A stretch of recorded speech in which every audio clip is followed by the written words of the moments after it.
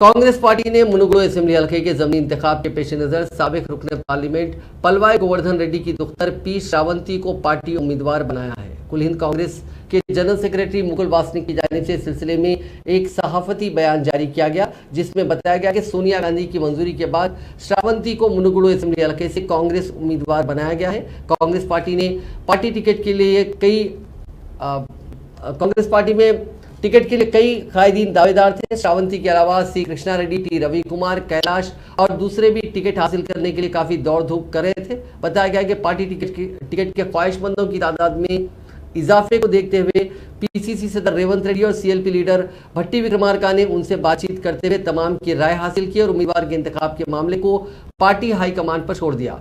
मुनुगुरु से साल 2018 के असेंबली इंतखाबात में कोमटिरेड्डी राजगोपाल रेड्डी कांग्रेस के टिकट पर मुंतखब हुए थे, लेकिन गुज़िश्ता माह राजगोपाल रेड्डी ने कांग्रेस और असेंबली की रुकनियत से इस्तीफा पेश करते हुए बीजेपी में शमूलियत इख्तियार की, जिसके बाइस यह हल्का मखलुआ हो गया और अनकरीब इस हल्के में ज़मीनी इंतखाब होने वाले हैं।